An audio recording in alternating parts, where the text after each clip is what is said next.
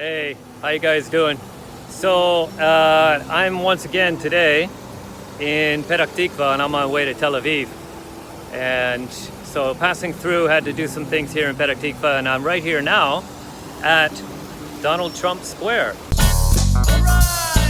Arise and shine, for your light has come, and the glory of the Lord is upon you. Arise and shine, for your light has come.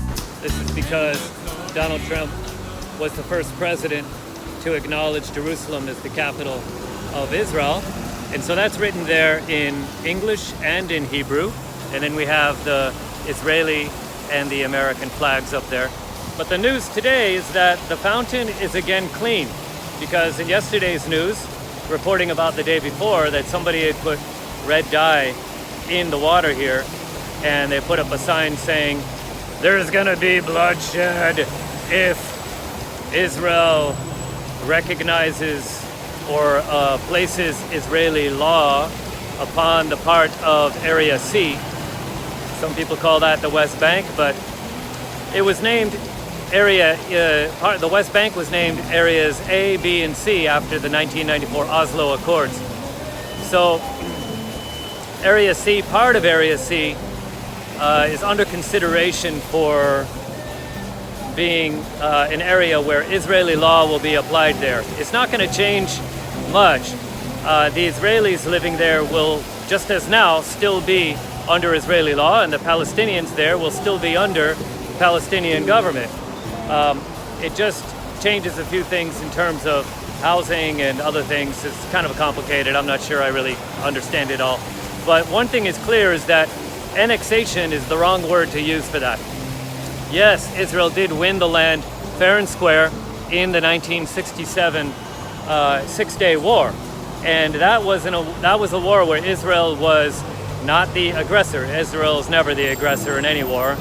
And international law states that when a country is in a defensive position and another country is the aggressor, any land lost by the aggressor in the conflict is fair game.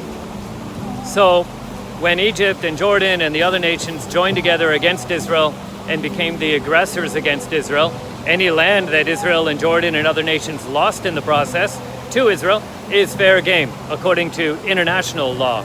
But, you know, just because it's in international law doesn't mean that the nations are going to apply that in the case of Israel.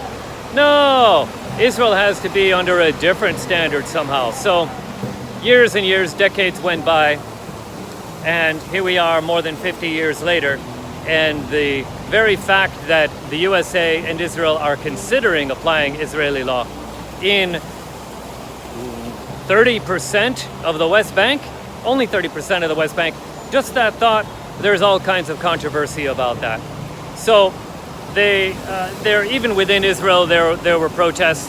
There's a divided concept about that. I don't know the percentages, but somebody decided to put red dye into this fountain to try to say that blood is going to run if Israel, Well, you know what? People said the same thing before the USA recognized Jerusalem as the capital and moved the embassy from Tel Aviv to Jerusalem.